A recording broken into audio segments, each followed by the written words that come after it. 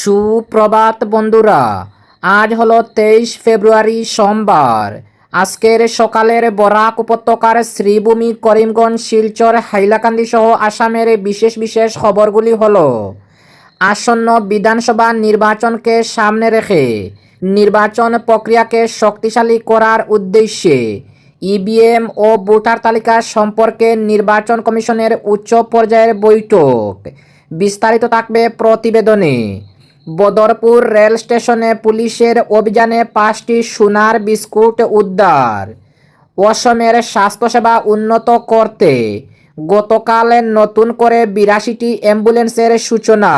গতকাল অসমের গৌহাটির খানাপাড়ায় মুখ্যমন্ত্রীর হাত ধরে সাংস্কৃতিক সংগ্রহালয়ের ভিত্তিপ্রস্তর স্থাপন। আগামী 28 ফেব্রুয়ারি থেকে 9 মার্চ পর্যন্ত জন আশীর্বাদের যাত্রা কর্মসূচি আসাম বিজেপির। বিস্তারিত থাকবে প্রতিবেদনে। গৌহাটিগামী নৈশ বাসে গাঁজা পাচার, অসমের চুড়াইবাড়িতে ধৃত পাচারকারী এবং অসমের বিধানসভা ভোটের মুখে কংগ্রেসের বড় ধাক্কা। কংগ্রেস ছেড়ে বিজেপিতে যোগ দিলেন বর্ষিয়ান কংগ্রেস নেতা। তাহলে বিস্তারিত খবরে যাওয়ার আগে অবশ্যই ভিডিওটিতে একটি লাইক দিয়ে চ্যানেলটি সাবস্ক্রাইব করে পাশের বেল আইকনটি বাজিয়ে রাখবেন এবং ফেসবুক পেজে দেখে থাকলে পেজটি ফলো করে ভিডিওটি শেয়ার করবেন, যাতে সঠিক খবরগুলি সবার কাছে পৌঁছাতে পারি। এবার শুনুন আজকের খবরের বিস্তারিত। প্রথম খবর, আসন্ন বিধানসভা নির্বাচনকে সামনে রেখে নির্বাচন প্রক্রিয়াকে আরও শক্তিশালী করার উদ্দেশ্যে ইভিএম ও ভোটার তালিকা সম্পর্কে নির্বাচন কমিশনের উচ্চ পর্যায়ের বৈঠক আগামী মঙ্গলবার নতুন দিল্লিতে নির্বাচন কমিশন এবং রাজ্য নির্বাচন কমিশনারদের এক জাতীয় সম্মেলনের আয়োজন করা হয়েছে। মুখ্য নির্বাচন কমিশনার জ্ঞানেশ কুমার এই সম্মেলনে পৌরোহিত্য করবেন। নির্বাচন কমিশন এক বিবৃতিতে জানানো হয়েছে এই খবর। এই সম্মেলনে রাজ্য নির্বাচন আধিকারিকগণ সহ প্রতিটি রাজ্য ও কেন্দ্রশাসিত অঞ্চলের আইনি ও প্রযুক্তিগত বিশেষজ্ঞরা অংশগ্রহণ করবেন। নির্বাচন কমিশন ও রাজ্য নির্বাচন আধিকারিকদের নির্বাচন প্রক্রিয়াকে উপযুক্ত সম্মান প্রদর্শনের মাধ্যমে নিজ নিজ আইনি কাঠামোর মধ্যে সহযোগিতা প্রদান করাই এই সম্মেলনের মূল উদ্দেশ্য।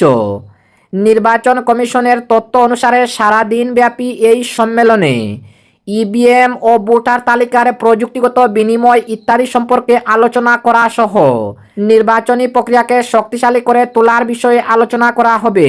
অপরদিকে বদরপুর রেল স্টেশনে পুলিশের অভিযানে 5টি সোনার বিস্কুট উদ্ধার। অসমের বরাক উপত্যকার বদরপুর রেল স্টেশনে গোপন সূত্রের খবরের ভিত্তিতে গতকাল রাতে বদরপুর রেল স্টেশনে অভিযান চালিয়ে 5টি সোনার বিস্কুট উদ্ধার করা হয়েছে। জানা গেছে, আগরতলা দেওঘর সাপ্তাহিক ট্রেন এক্সপ্রেস থেকে তল্লাশি চালিয়ে 584 গ্রাম ওজনের সোনার বিস্কুটগুলো উদ্ধার করা হয়। উদ্ধার করা সোনার বিস্কুটের আনুমানিক বাজার মূল্য প্রায় 80 লক্ষ টাকা হবে বলে জানিয়েছে রেল পুলিশ। এই ঘটনার সঙ্গে যুক্ত থাকার অভিযোগে অভিজিৎ দেবনাথ নামের এক যুবককে আটক করেছে পুলিশ। ধৃত যুবক ত্রিপুরার বাসিন্দা বলে জানা গেছে। পুলিশ এক ঘটনার তদন্ত শুরু করেছে। অপরদিকে অসমের স্বাস্থ্যসেবা আরও উন্নত করতে গতকাল নতুন করে 82টি অ্যাম্বুলেন্সের সূচনা। অসম রাজ্যের স্বাস্থ্যসেবা খণ্ডের উন্নয়নের দিকে আরও একটি গুরুত্বপূর্ণ পদক্ষেপ। গতকাল 82টি নতুন 108 মৃত্যুঞ্জয় অ্যাম্বুলেন্স সেবা আরম্ভ করা হয়েছে। 19 কোটি টাকা ব্যয়ে গতকাল গৌহাটির মেডিকেল কলেজ হাসপাতালের প্রেক্ষাগৃহে অসমের স্বাস্থ্যমন্ত্রী অশোক সিংঘল এই সেবার শুভারম্ভ করেন।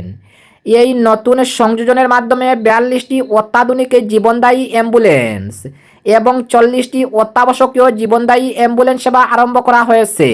অনুষ্ঠানে ভাষণ প্রসঙ্গে শ্রী সিংহল বলেন, বিগত 10 বছরের সড়ক পরিকাঠামো উন্নত হওয়ার ফলে অ্যাম্বুলেন্স সেবা কম সময়ে লাভ করার সুবিধা হয়েছে। সম্প্রতি 14 মিনিটের মধ্যে অ্যাম্বুলেন্স সেবা পাওয়া যাচ্ছে এবং এই সময়ে 10 মিনিট পর্যন্ত হ্রাস করার চেষ্টা চালানো হচ্ছে বলে তিনি উল্লেখ করেন। স্বাস্থ্যমন্ত্রী আরও বলেন, নতুন হাসপাতাল নির্মাণের ফলে জনসাধারণ সুষ্ঠুভাবে স্বাস্থ্যসেবার সুবিধা লাভ করতে পারছেন এ পর্যন্ত কম করেও 71 লক্ষ লোককে 108 অ্যাম্বুলেন্স সেবা প্রদান করা হয়েছে বলে মন্ত্রী জানান।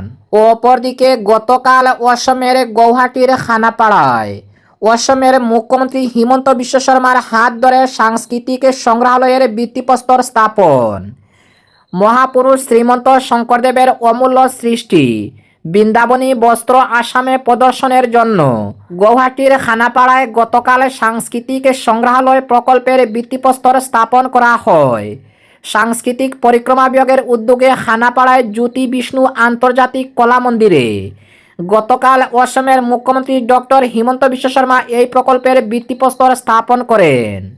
অনুষ্ঠানে মুখ্যমন্ত্রী তার ভাষণে বলেন, অসমীয়া জাতির স্বাভিমানের প্রতীক বৃন্দাবনী বস্ত্র আসামে ফিরিয়ে আনা রাজ্য সরকারের এক ঐতিহাসিক পদক্ষেপ। 18 মাসের মধ্যে সংগ্রহালয়টি নির্মাণ কাজ সম্পূর্ণ হওয়ার পর ব্রিটিশ সংগ্রহালয় কর্তৃপক্ষ তা পরিদর্শন করবেন। এরপর বৃন্দাবনী বস্ত্র আসামে আনা যাবে বলে মুখ্যমন্ত্রী জানান। এই অনুষ্ঠানে সাংস্কৃতিক মন্ত্রী বিমল বরা, ব্রিটিশ সংগ্রহালয়ের দক্ষিণ পূর্ব এশিয়া শাখার প্রাক্তন প্রধান টি রিচার্ড ব্লাডন প্রমুখ উপস্থিত ছিলেন। অপরদিকে আগামী 28 ফেব্রুয়ারি থেকে 9 মার্চ পর্যন্ত জন আশীর্বাদ যাত্রা কর্মসূচি আসাম বিজেপির। আসন্ন অসম বিধানসভা নির্বাচনে বিজেপির জয় নিশ্চিত করার লক্ষ্যে প্রদেশ বিজেপি জন আশীর্বাদ যাত্রা কর্মসূচি হাতে নিয়েছে। গতকাল রবিবার অসমের গৌহাটিতে অসম প্রদেশ বিজেপির সদর দফতর অটল বিহারী বাজপেয়ী ভবনে এক সাংবাদিক সম্মেলনে দলীয় সভাপতি দিলীপ শইকীয়া প্রস্তাবিত এই কর্মসূচির বিস্তারিত তথ্য দিয়েছেন।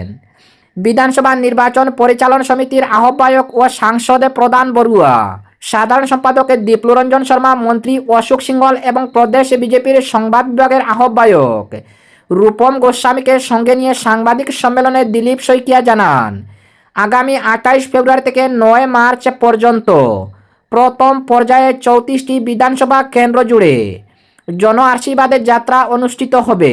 এই যাত্রার মুখ্য আহ্বায়ক হিসাবে মন্ত্রী অশোক সিংহলের দায়িত্ব দেওয়া হয়েছে। সহ আহ্বায়ক হিসাবে দায়িত্ব দেওয়া হয়েছে কেন্দ্রীয় মন্ত্রী ও সাংসদ পবিত্র মার্গেরিটা এবং যোরহাট জেলার প্রভারী মৃগাঙ্গ বর্মনকে। অসমের মুখ্যমন্ত্রী ডক্টর হিমন্ত বিশ্ব শর্মার উপস্থিতিতে আগামী 28 ফেব্রুয়ারি ডেকিয়াজুলি কেন্দ্র গুপ্তেশ্বর মন্দির থেকে এই যাত্রার সূচনা করা হবে এবং প্রতিটি সভায় মুখ্যমন্ত্রী উপস্থিত থাকবেন বলে প্রদেশ সভাপতি জানিয়েছেন। অপরদিকে অসমের গৌহাটিগামী নৈশ বাসে গাঁজা পাচার, অসমের চুড়াইবাড়িতে ধৃত পাচারকারী। ত্রিপুরা থেকে গৌহাটিগামী একটি যাত্রীবাহী বাসে তল্লাশি চালিয়ে প্রায় 2 কেজি 70 গ্রাম শুকনো গাঁজা সহ এক ব্যক্তিকে আটক করেছে পুলিশ। পুলিশ সূত্রে জানা গেছে, শনিবার রাত্রে ত্রিপুরা থেকে গৌহাটিগামী AS10HC 9909 নম্বরের শেরওয়ালি নামের নৈশ বাসটি আন্তঃরাজ্য সীমান্ত পেরিয়ে অসমের শ্রীভূমি তথা করিমগঞ্জ জেলার অন্তর্গত বাজারেচড়া থানাধীন চুড়াইবাড়িতে আসে। এখানে পুলিশ ওয়াচ পোস্টের ইনচার্জ নিরঞ্জন দাসের নেতৃত্বে পুলিশ কর্মীরা বাসটিতে তল্লাশি অভিযান চালায়। এই তল্লাশির সময় এক যাত্রীর পিক ব্যাগ সন্দেহজনক মনে হওয়ায় তা খতিয়ে দেখা হয়। ব্যাগ খুলতেই উদ্ধার হয় 2 কেজি 70 গ্রাম শুকনো গাঁজা। এ ঘটনায় অভিযুক্ত রবিশঙ্কর সিং, বয়স 47, তাকে সঙ্গে সঙ্গে পুলিশ আটক করে। ধৃতের বাড়ি পশ্চিম দিল্লির মধুবিহার এলাকায়। বাজেয়াপ্ত গাঁজার কালোবাজার মূল্য অনুমানিক প্রায় 40,000 টাকা হবে বলে জানিয়েছে পুলিশ। পুলিশ জানিয়েছে, গতকাল রবিবার দুপুরে ধৃতকে শ্রীভূমি করিমগঞ্জ জেলার CGM আদালতে তোলা হয়। ঘটনাকে কেন্দ্র করে পাচার চক্রের সঙ্গে আর কেউ জড়িত রয়েছে কিনা তা খতিয়ে দেখছে পুলিশ। এবং আজকের শেষ খবরটি, অসমে ভোটের মুখে কংগ্রেসে বড় ভাঙন। কংগ্রেস ছেড়ে বিজেপিতে যোগ দিলেন বর্ষিয়ান কংগ্রেস নেতা। আসামে ভোটে লড়ার মতো টাকা নেই কংগ্রেসের, তাই সম্ভাব্য প্রার্থীদের কাছ থেকে দল সাদা নিচ্ছে। ভোটে জিততে পারবে না জেনে আসামে অযথা সংখ্যালঘুদের তুষণ করেছে। কংগ্রেস ছেড়ে বিজেপিতে যোগ দিয়ে এভাবে তুপ দাগালেন আসামের প্রাক্তন প্রদেশ কংগ্রেস সভাপতি ভূপেন বরা। রবিবার ভূপেনকে বিজেপিতে স্বাগত জানান অসম রাজ্যের মুখ্যমন্ত্রী হিমন্ত বিশ্ব শর্মা। ভূপেনকে স্বাগত জানিয়ে অসমের মুখ্যমন্ত্রী বলেন, কংগ্রেসে তিক্ত অভিজ্ঞতার কারণেই বাধ্য হয়ে দল ছেড়েছেন তিনি। 16 ফেব্রুয়ারি আচমকাই কংগ্রেস থেকে পদত্যাগ করে রাজ্য তথা জাতীয় রাজনীতিতে আলোড়ন ফেলে দিলেন ভূপেন বরা। যদিও কয়েক ঘন্টার মধ্যেই নাটকীয়ভাবে সেই ইস্তফা প্রত্যাহার করেছিলেন তিনি। পরের দিন গৌহাটির গুড়ামারার ভূপেনের বাড়িতে গিয়েছিলেন অসমের মুখ্যমন্ত্রী হিমন্ত বিশ্ব শর্মা। বেশ কিছুক্ষণ বৈঠক করেন তারা। ভূপেনের বাড়ি থেকে বেরিয়ে অসমের মুখ্যমন্ত্রী হিমন্ত বিশ্ব শর্মা জানিয়েছেন 22 ফেব্রুয়ারি বিজেপিতে যোগ দেবেন ভূপেন বরা। হিমন্তের ঘোষণা মতোই রবিবার অর্থাৎ 22 ফেব্রুয়ারি বিজেপিতে যোগ দিলেন প্রাক্তন প্রদেশ সভাপতি ভূপেন বরা। বিজেপিতে যোগ দিয়ে হাত শিবিরের বিরুদ্ধে তুষণের রাজনীতির অভিযোগ তুলেন তিনি বলেন, সব কিছুতেই যদি তুষণের রাজনীতি চলে তাহলে কিভাবে কংগ্রেসে কাজ করব। কংগ্রেস শুধু রাজ্যের মুসলিম অধ্যুষিত 25টি আসন নিয়েই আগ্রহী বলে অভিযোগ করেন তিনি। ভূপেনের আরও অভিযোগ, কংগ্রেসে ভোটে লড়ার মতো টাকা নেই, তাই সম্ভাব্য প্রার্থীদের কাছে টাকা চাইছে কংগ্রেস। ভূপেনের দাবি, কংগ্রেসের 600 সম্ভাব্য প্রার্থী বিজেপিতে যোগ দিতে প্রস্তুত। ভূপেনের অভিযোগ নিয়ে কংগ্রেস নেতৃত্ব অবশ্য কোনো পাল্টা প্রতিক্রিয়া জানায়নি।